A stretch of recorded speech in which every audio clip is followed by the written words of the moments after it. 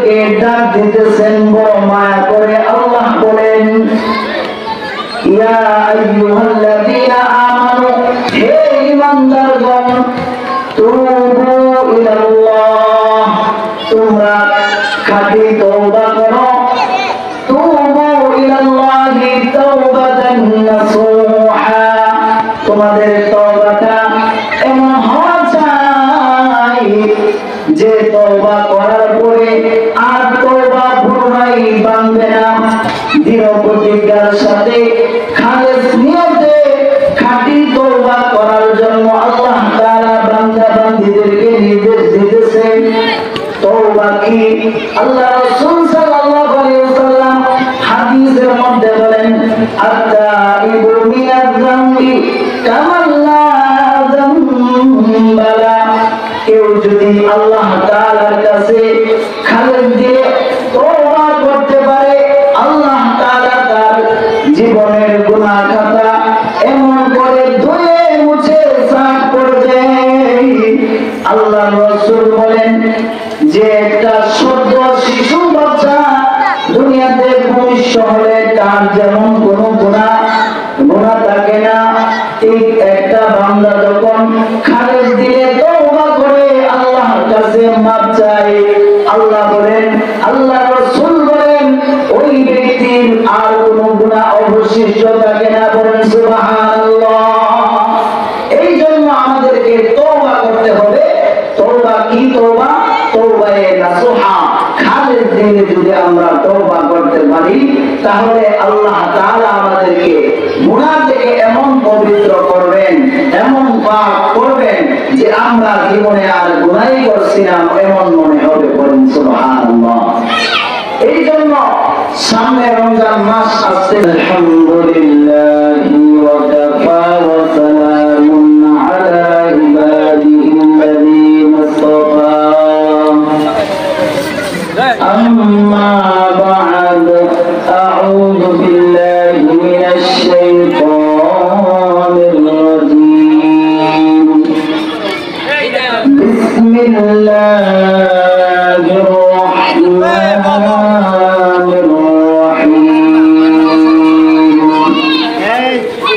ইয়া আইয়ুহাল্লাযীনা আমানু তুবু ইলাল্লাহ,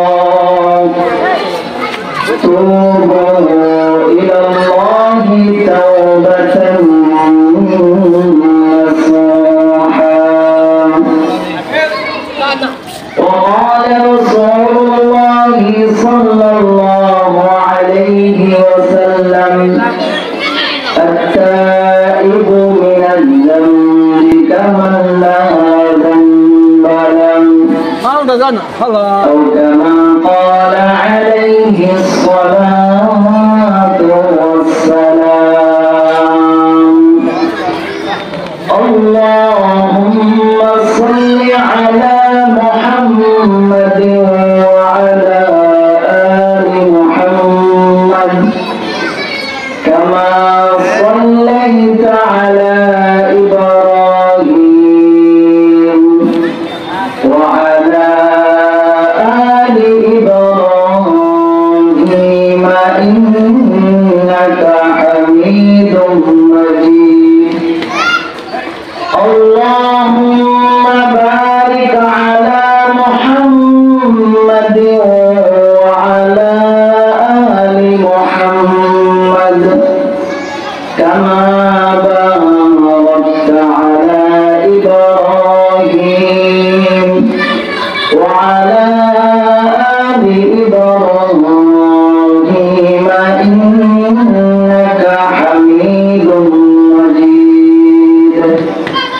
আলহামদুলিল্লাহ, প্রকার আয়োজিত আয়োজন উত্তরপাড়া বাইতুসারা জামে মসজিদ এর উদ্যোগে আয়োজিত 2 দিন ব্যাপী তাফসীরুল কোরআন মাহফিলের সম্মানিত সভাপতি হযরতুল আল্লাম আল্লামা আব্দুল কুদ্দুস সাহেব দামাত বরকাতুহু, প্রধান অতিথি, বিশেষ অতিথি আমার সামনে উপবিষ্ট আছেন আমাদের মসজিদের সম্মানিত খতিব হযরত মাওলানা হাফেজ আতিকুল ইসলাম সাহেব দামাত বরকাতুহু, উপস্থিত আছেন এলাকার সূর্য সন্তান হযরত মাওলানা আরিফুল ইসলাম কাসিমি সাহেব, উপস্থিত আছেন এলাকার গর্বিত সন্তান ইসলামী আলোচক হযরত মাওলানা হাফেজ শাফিউদ্দিন আইয়ুবী সাহেব। সম্মানিত সুধী, আমি আপনাদের সম্মুখে মহাগ্রন্থ ঐশীগ্রন্থ আল কোরআনের সূরা তাকরীমের ৮ নম্বর আয়াত তেলাওয়াত করেছি। রাসূলুল্লাহ সাল্লাল্লাহু আলাইহি ওয়াসাল্লামের অসংখ্য অগণিত হাদিসের ভান্ডার থেকে টুকরা হাদিস পাঠ করেছি। আল্লাহ তাআলা তৌফিক দিলে অল্প সময়ের ভিতরে কোরআন এবং হাদিসের আলোকে কিছু কথাবার্তা বলার চেষ্টা করব। আমার তৌফিক ইল্লা বিল্লাহ। আমি আপনাদের সম্মুখে যে আয়াত তেলাওয়াত করেছি, আল্লাহ তাআলা আমার তেলাওয়াতকৃত আয়াতের মধ্যে বলেন, ইয়া আইয়ুহাল্লাযীনা আমানু ইয়া আইয়ুহাল্লাযীনা আমানু তুবু ইলাল্লাহ। আল্লাহ পাক রব্বুল আলামিন ইমানদার বান্দা বান্দীদেরকে ডাক দিতেছেন বড় মায়া করে। আল্লাহ বলেন, ইয়া আইয়ুহাল্লাযীনা আমানু, হে ইমানদারগণ, তুবু ইলাল্লাহ, তোমরা খাঁটি তওবা করো। তুবু ইলাল্লাহি তাওবাতান নাসুহা, তোমাদের তওবাটা এমন হওয়া চাই যে তওবা করার পরে আর তওবা পুনরায় ভাঙবে না। দৃঢ় প্রতিজ্ঞার সাথে খালেস নিয়তে খাঁটি তওবা করার জন্য আল্লাহ তাআলা বান্দা বান্দীদেরকে নির্দেশ দিতেছেন। তওবা কি? আল্লাহ রাসূল সাল্লাল্লাহু আলাইহি ওয়াসাল্লাম হাদিসের মধ্যে বলেন, আত-তাইবু মিনায-যামবি কামান লা যামবা লা। কেউ যদি আল্লাহ তাআলার কাছে খালেস দিয়ে তওবা করতে পারে, আল্লাহ তাআলা তার জীবনের গুনাহ খাতা এমন করে ধুয়ে মুছে সাফ করে দেয়। আল্লাহ রাসূল বলেন যে একটা ছোট্ট শিশু বাচ্চা দুনিয়াতে ভূমিষ্ঠ হলে তার যেমন কোনো গুনাহ থাকে না, ঠিক একটা বান্দা যখন খালেস দিয়ে তওবা করে আল্লাহর কাছে মাপ চায়, আল্লাহ বলেন, আল্লাহ রাসূল বলেন, ওই ব্যক্তির আর কোনো গুনাহ অবশিষ্ট থাকে না। বলেন সুবহানাল্লাহ। এই জন্য আমাদেরকে তওবা করতে হবে। তওবা কি? তওবা তওবায়ে নাসুহা।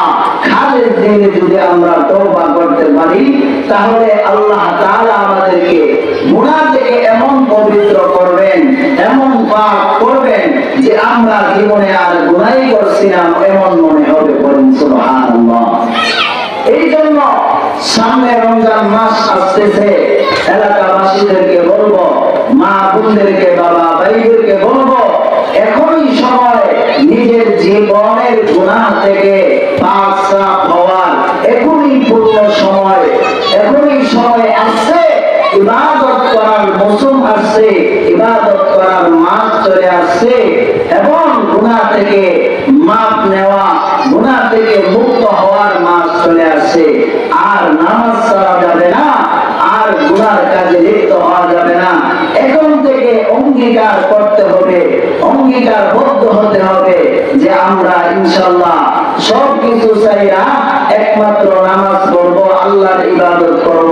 যেহেতু রমজান মাস, রমজান মাসে যাই ইবাদত করব, ইবাদত আল্লাহ তাআলা এক গুণ করলে বাড়াইতে পারে যে আল্লাহ তাআলা 70 গুণ পর্যন্ত সওয়াব দান করবে। এই জন্য আমরা আমাদের আমলের মধ্যে পরিবর্তন আনার দরকার আছে। আল্লাহ রাসূল সাল্লাল্লাহু আলাইহি ওয়াসাল্লাম হাদিসের মধ্যে বলেন যে কুল্লু বানি আদম খাত্তাউ ওয়া খায়রুল খাত্তাইনা আত-তাওয়াবুন। আল্লাহ রাসূল সাল্লাল্লাহু আলাইহি ওয়াসাল্লাম বলেন, প্রত্যেক বানি আদম, অর্থাৎ নবী রাসূল বাদে প্রত্যেক বানি আদমই গুনাহগার, কিন্তু তাদের মধ্যে উত্তম হলো তারা যারা গুনাহ করার পরে আর গুনাহ নিয়ে বসে থাকে না, গুনাহ করার কাছে তওবা করে, আল্লাহ তাআলার কাছে মাফ চায়। এই জন্য বান্দা গুনাহ হয়ে গেছে, রাতের আঁধারে অন্ধকারে গুনাহ করে ফেলছি, আল্লাহ তাআলার কথা যখনই স্মরণ হয়ে গেছে সঙ্গে সঙ্গে গুনাহ থেকে বাঁচা হওয়ার জন্য আল্লাহর কাছে মাফ চাইব। আল্লাহ বলেন বান্দারে বেশি বেশি করে ইস্তিগফার কর। শুধু এতটুকু যদি বান্দা বলতে পারে আস্তাগফিরুল্লাহাল্লাযী লা ইলাহা ইল্লা হুয়াল হাইয়ুল কাইয়্যুম ওয়া আতুবু ইলাইহি লা হাওলা ওয়ালা কুওয়াতা ইল্লা বিল্লাহিল আলিয়্যিল আযীম। বান্দা যদি এতটুকু মুখে বলতে পারে, খালেস নিয়ত যদি ইস্তিগফার করে, আল্লাহ বলেন তার জীবনের গুনাহ এমন ভাবে আমি আল্লাহ মাফ করব, মনে হইবে সে আর গুনাহ তার জীবনের মধ্যে কোনো অবশিষ্ট নাই, সে একজন মাসুম বাচ্চার মতো মাসুম হয়ে যাবে। এই জন্য তওবা করা চাই, তওবা করতে হবে। কিভাবে তওবা করব? আমার অতীত জীবনের গুনাহ ছেড়ে দিলাম, আর বর্তমানে যা গুনাহ করতেছি তা দেখে আল্লাহ তাআলার কাছে দৃঢ় প্রতিজ্ঞা করব, আল্লাহ এই গুনাহ ছেড়ে দিলাম, ভবিষ্যতে আমার মাঝে আমার মাধ্যমে এরকম আর কোনো গুনাহ হবে না। এই দৃঢ় প্রতিজ্ঞা আল্লাহ তাআলার কাছে যদি আমরা করতে পারি, আল্লাহ রাসূল সাল্লাল্লাহু আলাইহি ওয়াসাল্লাম বলেন বান্দা যখন দিনের বেলা গুনাহ করে ফেলে, দিনের বেলা গুনাহগার বান্দা বান্দীদেরকে মাফ করার জন্য, ক্ষমা করার জন্য আল্লাহ রাব্বুল আলামিন রাতের বেলা তার ক্ষমার হাত প্রসারিত করে দেয়। আর বান্দা যখন রাতের বেলা রাতের আঁধারে যখন আল্লাহর নাফরমানি গুনাহ করে ফেলে, আল্লাহ বলেন বান্দাকে মাফ করার জন্য আমি দিনের বেলা আমার ক্ষমার হাত ওকে প্রসারিত করে দেয়। এই জন্য আমাদেরকে গুনাহ থেকে বাঁচা করতে গেলে আল্লাহ তাআলার কাছে খালেস নিয়তে তওবা করতে হবে। যেমন একটি ঘটনা আছে, কিফিল একজন পাপিষ্ঠ পাপাচার একজন ব্যক্তি ছিল। কিফিল তার জীবনে এমন কোনো অন্যায় নাই সে করে নাই। তার এলাকার একজন বিধবা মহিলা তার কাছে কিছু খাবার চাওয়ার জন্য আসে। কিফিল তাকে একটা প্রস্তাব দিয়ে বসে বলতেছে, আমি তোমার সন্তানদের জন্য খাবারের ব্যবস্থা করব যদি তুমি আমার মনের আশা বাসনা পূরণ করো, যদি তুমি আমার মনের চাহিদা পূরণ করো। ওই বিধবা মহিলা আল্লাহর খাঁটি বান্দি ছিল, আল্লাহর ভয় তার অন্তরে ছিল। ওই বিধবা মহিলা বলতেছে, না আমি আমার রব আল্লাহকে বই করি, আল্লাহকে আমার বই করতে হবে, আল্লাহর ভয় আমার অন্তরে আছে, সুতরাং আমি কিছু খাবারের জন্য তোমার চাহিদা পূরণ করার জন্য মহান রব্বুল আলামিন আরশের মালিক আল্লাহকে আমি অসন্তুষ্ট করতে পারবো না। মহিলা কিফিলের প্রস্তাব প্রত্যাখ্যান করে বাড়িতে চলে যায়। বাড়িতে মহিলা গিয়া দেখে তার ছোট ছোট বাচ্চারা ক্ষুধার তাড়নায় ছটফট করতেছে। ওই বিধবা মহিলা সন্তানদের আর্তনাদ দেখে আর সহ্য করতে পারে নাই, আবার কিফিলের কাছে চলে গেল, গিয়ে বলতেছে, হে ভাই কিফিল, আমাকে কিছু খাবারের ব্যবস্থা করে দেন, আমার সন্তানেরা ছটফট করতেছে, অনাহারে আমার সন্তানদের অবস্থা খারাপ হয়ে গেছে, আমার সন্তানেরা আর সহ্য করতে পারতেছে না, এবার আমার সন্তানদের জন্য কিছু খাবারের ব্যবস্থা করে দাও। কিফিল পুনরায় বলতেছে, আমি তোমার সন্তানদের খাবারের ব্যবস্থা করতে পারি, শর্ত একটাই, তুমি আমার মনের চাহিদা পূরণ করবা। এক পর্যায়ে মহিলা কোনদিকে কোনো উপায় না পেয়ে ওই কিফিলের শর্তে রাজি হয়ে গেল। মহিলার সাথে যখন কিফিল ব্যভিচারের মধ্যে লিপ্ত হওয়ার জন্য যখন প্রস্তুত হইল, কিফিল তাকায় দেখে মহিলার শরীর থেকে পশমের গোড়া থেকে ঘাম বের হইতেছে, আর মহিলাটা তর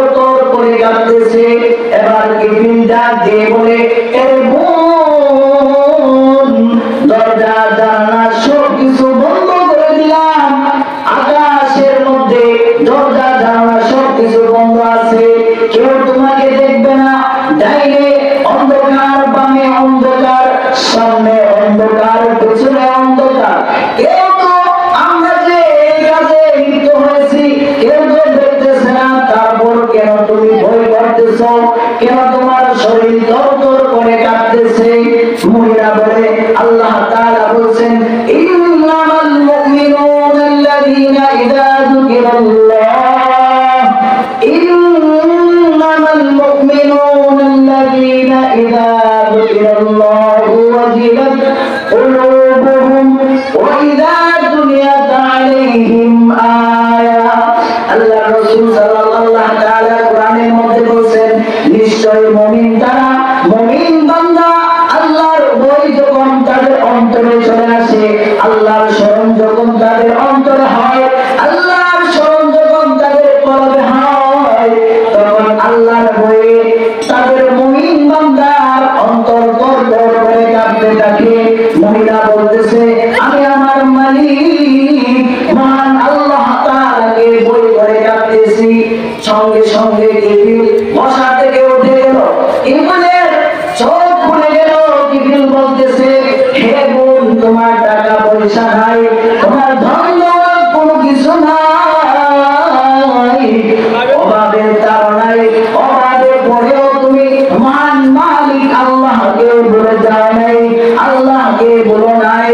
আমি কি করে মহান আল্লাহকে ভুলে গেলাম? আমার আল্লাহ, আমার মালিক তো আমাকে টাকা পয়সা কোনো কিছুর অভাব দেয় নাই, তারপরে আমি কিভাবে মহান আল্লাহকে ভুলে গেলাম? সঙ্গে সঙ্গে জিবরিল ওই বিধবা মহিলার আসবাবপত্র, খাবার, যা কিছুর প্রয়োজন ছিল সব কিছু তাকে বিনা কারণে দিয়ে দিল। আর বলতেছে, মহিলা তুমি আমার বাড়ি থেকে চলে যাও, আমি তোমার সন্তানদের জন্য খাবারের যা ব্যবস্থা লাগে আমি করে দিলাম, তুমি আমার বাড়ি থেকে চলে যাও। মহিলা বাড়ি থেকে চলে গেল। সঙ্গে সঙ্গে জিবরিল জঙ্গলের মধ্যে চলে গেল। জঙ্গলে গিয়া মহান রব্বুল আলামিনের কাছে দুইটা হাত তুইলা আল্লাহর কাছে বলতেছে, ও আসমানের মালিক আল্লাহ, আমি হইলাম জিবরিল গুনাহগার, আমি হইলাম নাপাক, আল্লাহ তুমি তো পাক, আমি হইলাম নাপাক, তুমি হইলা পবিত্র, আল্লাহ আমি হইলাম অপবিত্র। এবারে জিবরিল মহান আল্লাহ তাআলার কাছে তওবা করতে লাগলো। এক পর্যায়ে তওবা করতে করতে সিজদায় পড়ে কান্না করতে করতে জিবরিলের মৃত্যু হয়ে যায়। এলাকাবাসী যখন শুনতে পারলো জিবরিল আর দুনিয়াতে বেঁচে নাই, জিবরিলের মৃত্যু হয়ে গেছে, সবাই ছুটায়া দৌড়ে গেল জিবরিলের বাড়িতে জিবরিলকে একটা নজর দেখার জন্য।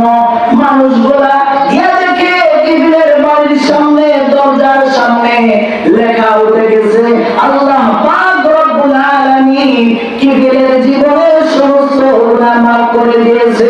মুসলমানের আওয়াজে পড়েন সুবহানাল্লাহ। এই জিবরিল আল্লাহ তাআলার কাছে তওবা করছে, তওবায়ে নাসুহা, তুবু ইলাল্লাহি তাওবাতান নাসুহা। বান্দা তোমরা তওবা করো। কেমন তওবা? যেই তওবা করার পরে আর পুনরায় তওবা ভাঙবো না, এরকম দৃঢ় প্রতিজ্ঞা করে তওবা করতে হবে। এরপরেও তো আমাদের মাঝে মধ্যে শয়তানের ধোঁকায় পড়া, শয়তানের ওয়াসওয়াসায় পড়া আমাদের তওবা নষ্ট হয়ে যায়, তওবা ভেঙে যায়। আল্লাহ তো বলেছেন, আল্লাহর রাসূল হাদিসে বলেছেন, প্রত্যেকটা বানি আদম সন্তান গুনাহগার, গুনাহ করবে, তাদের মাধ্যমে গুনাহ হয়ে যাবে, কিন্তু তাদের মধ্যে এই গুনাহগার বান্দাদের মধ্যে, বান্দীদের মধ্যে উত্তম বান্দা বান্দী তারা যারা গুনাহ করার পরে তওবা করে। বলেন সুবহানাল্লাহ। এই কারণে আমাদেরকে তওবা করার দরকার আছে কি নাই? সবাই আওয়াজ দিয়ে বলবেন, তওবা করার দরকার আছে কি না? এই জন্য আমাদেরকে খালেস দিলে তওবা করতে হবে এবং গুনাহ থেকে পাক সাফ হওয়ার জন্য বেশি বেশি করে ইস্তিগফারের আমল করতে হবে। আস্তাগফিরুল্লাহ ছোট একটা ইস্তিগফার আমরা শিখব। আস্তাগফিরুল্লাহাল আযীম ওয়া আতুবু ইলাইহি। এই আস্তাগফিরুল্লাহাল আযীম ওয়া আতুবু ইলাইহি এই ইস্তিগফারটা যদি বেশি বেশি করতে পারি, বড় ইস্তিগফার যদি আমরা না পারি, অন্ততপক্ষে ছোট ইস্তিগফারগুলো যদি আমরা করতে পারি, তাহলে আমাদের জীবনের গুনাহ আল্লাহ তাআলা মাফ করে দিবে। আর ইস্তিগফারের মাধ্যমে আল্লাহ তাআলা কোরআনের মধ্যে বলেন, ফাকুলতুস্তাগফিরু রাব্বাকুম ইন্নাহু কানা গফফারা ইউরসিলিস সামাআ আলাইকুম মিদরারা ওয়া ইউমদিদকুম বিআমওয়ালিন ওয়া বানিনা ওয়া ইয়াজআল লাকুম জান্নাতিন ওয়া ইয়াজআল লাকুম আনহারা। তওবার মাধ্যমে আল্লাহ বলেন যে বৃষ্টির প্রয়োজন, রহমতের বৃষ্টি দেব। তোমার অভাব আমি আল্লাহর কাছে তওবার মাধ্যমে ইস্তিগফারের মাধ্যমে চাও, আমি অভাব দূর করে দেব। তোমার সন্তান সন্ততির প্রয়োজন, আমি আল্লাহর কাছে চাও, ইস্তিগফারের আমল করো, আমি আল্লাহ ব্যবস্থা করে দেব।